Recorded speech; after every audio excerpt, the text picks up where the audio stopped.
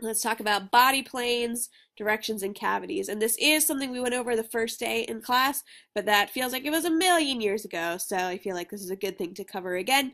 The idea being that as anatomists or biologists or medical people, we have to have a way to talk about the body in a way that's common for everyone, because what's right to me could be your left, what's north, if someone's standing on their head, is actually south, etc.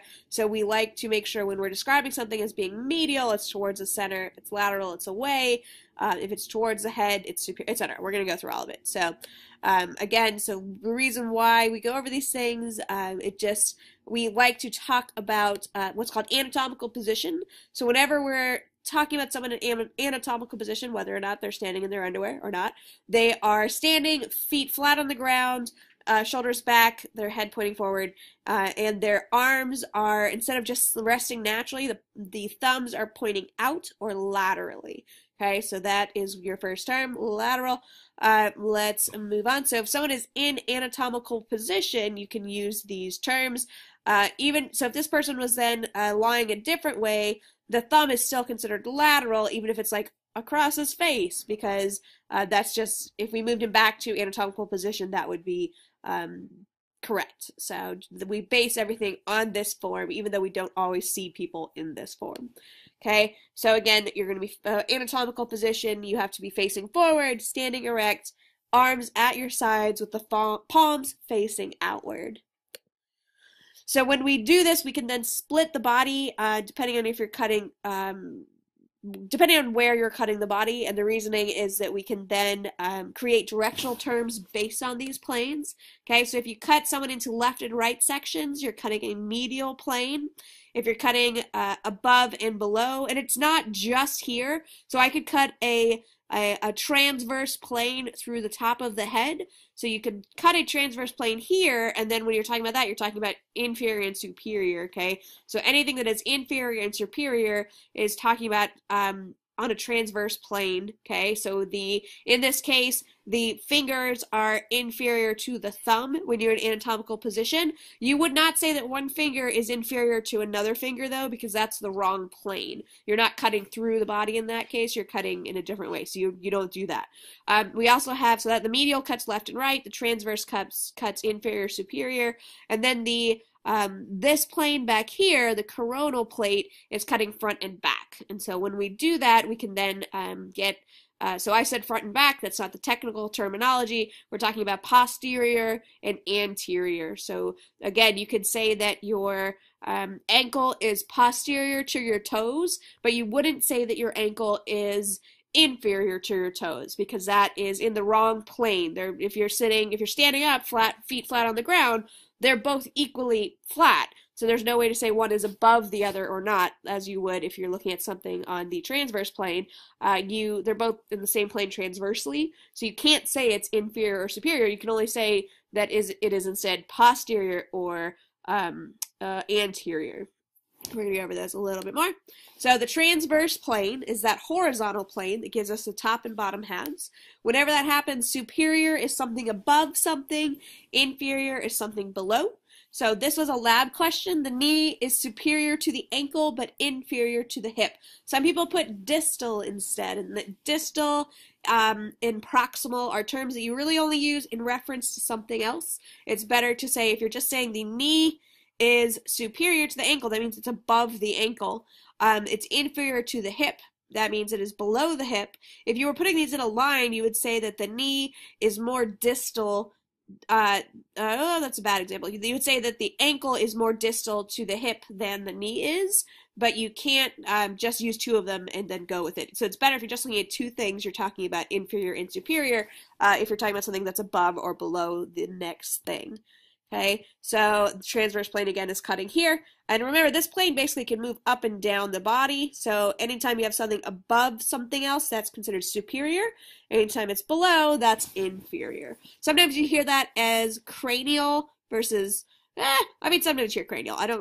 It's a weird thing. That just means towards the head. We are very head-centric as humans. The head is very important. That Yeah, it gets a little weird. If you're going into vet school, you might hear caudal versus cranial. If you think about an animal on four legs, if it's going towards the head, that is in fact, if you're moving towards the head this way, that is going superior. You could also consider it cranial. When you're moving caudal, you're moving down towards the tail. We don't have a tail, so we don't usually hear that in terms in human anatomy. Instead, you hear inferior. So something is superior by being above, it's inferior by being below. You could say that your chin in anatomical position is inferior to your ears. Because it is, even though the ears are further back on a different plane, the chin is still below the ears. Okay, so that's transverse plane. So here's that cranial caudal thing again. So if you want to write these things down, it's a good place to pause. Cranial means it's located near the head or superior. Caudal means near the sacral region of the spinal cord or the tail. Okay, again, here is another example. When we look at the sacral region of the spinal cord, it's the butt, basically. Okay, so it's the last part of your spinal cord.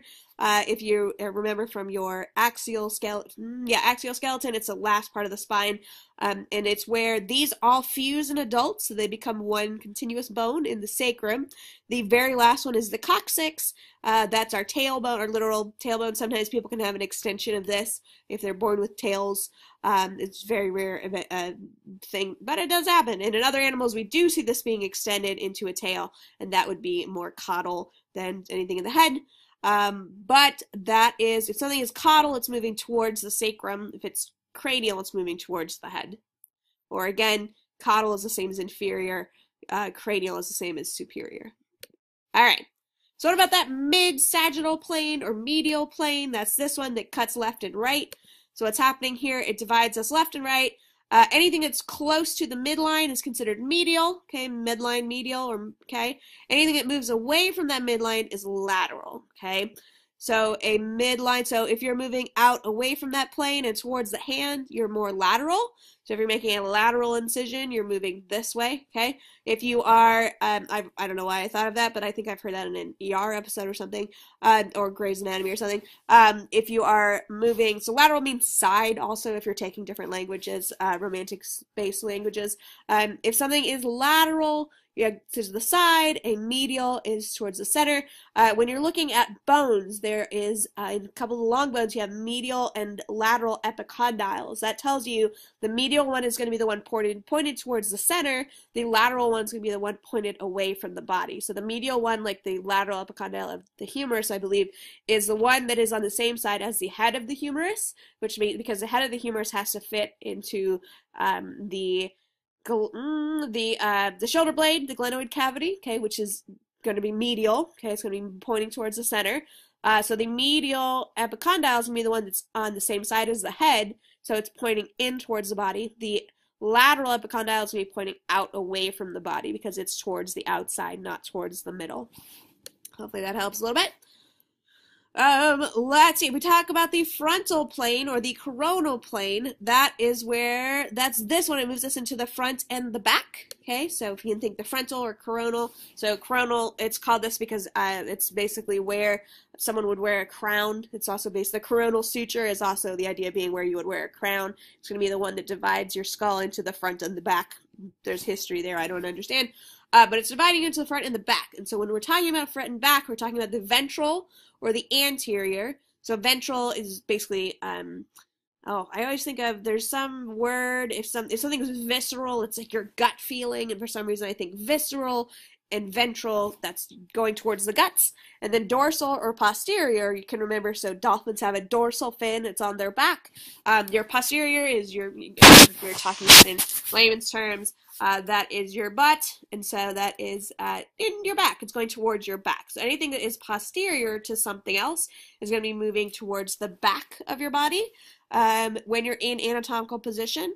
So if you're thinking about if we talk about like external anatomy, if someone has mammary tissue or breast tissue, that is going to be ventral to the heart, because the idea is it's more towards the front of the body, and the heart is inside the body. We can only hope, and so that's going to be more posterior in comparison, but then the heart is going to be ventral to the spine because the spine is behind the heart, okay? So again, these things are relative to other things very often.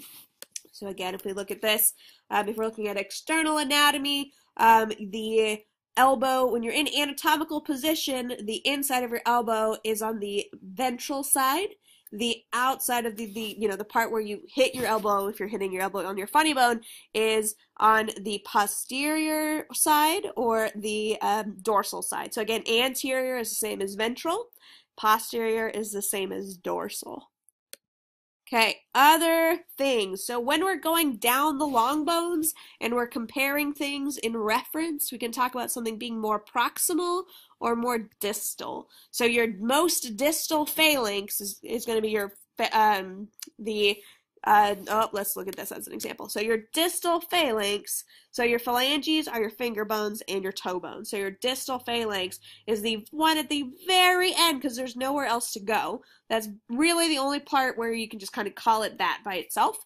If you're talking about the proximal part of the forearm, is the closer part of the forearm, but that's in comparison to something else. So see how we have two different parts that are proximal part of the arms.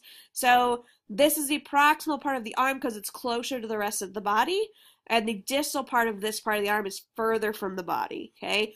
But if I were to ask you, is the elbow more proximal to the radius, which is going to be here, or to the phalanges, which are your finger bones, you would say, oh, the elbow is more proximal to the radius than it is to the fingers because that is further away, okay? So proximal means it's something closer, and distal means it's something further away, but usually you're talking only in reference to something else. You can't just say, the knee is distal. That tells me nothing. Are you talking about, is it distal to itself? That doesn't make any sense. Is it distal compared to the heart? Is it distal compared to the hip?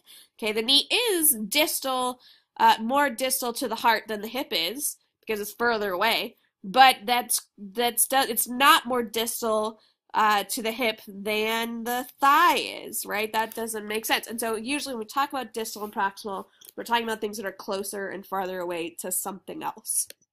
Okay, so the wrist is distal to it's we left something out. So if the elbow is proximal to the shoulder, oh my goodness, this sentence makes no sense. Let's just take that out. The ankle is distal and the knee is proximal to the hip. Okay, so we have to, oh, I see what that last one is, whatever. So we have to have that third thing in reference for this to make sense. So if we go back to this one, if the shoulder is the point of reference, the wrist is more distal than the elbow, okay? But if we're talking about our fingers, so if instead of shoulder, this said fingers, the wrist would be more proximal and the elbow would be more distal because it's in comparison to the fingers, okay? So this is all about comparing to a third thing.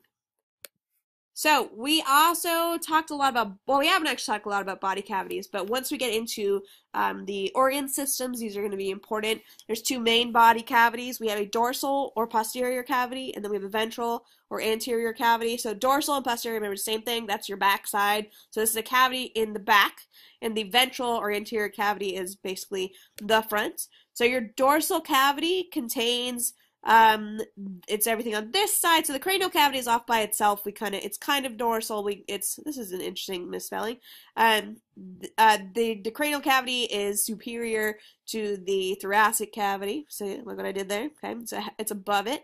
The ventral cavity is going to be the side that's towards the front. Okay, whereas the dorsal cavity, there's not much in that cavity other than the spine. There are a bunch of muscles and bones here, but there's not really much cavity to it. We can also break down this body cavity further by saying we have a thoracic cavity. So anytime you see thoracic, you're talking about the lungs or the thorax, or the lungs and heart.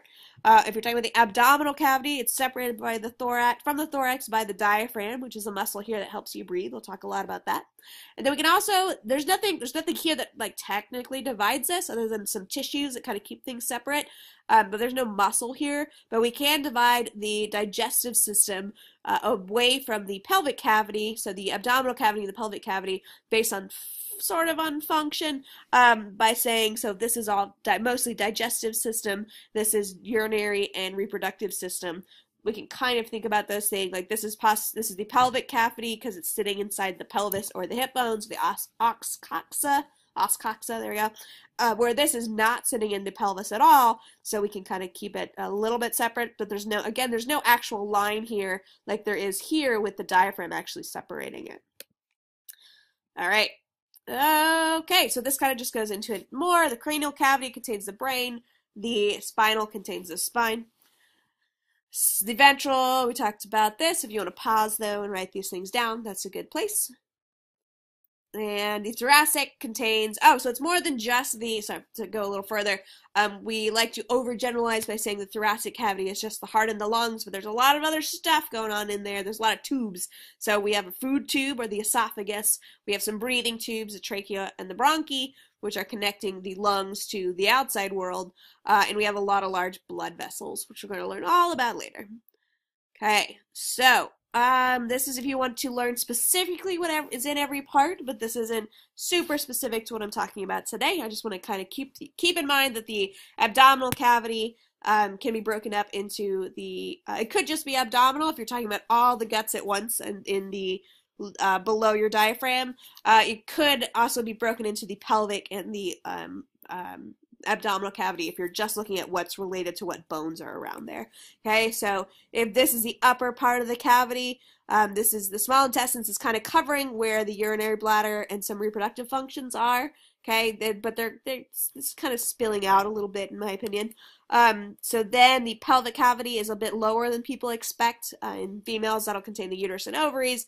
In the males, I guess you can kind of consider that it contains part of the reproductive system. Most of it is external, which we'll talk about.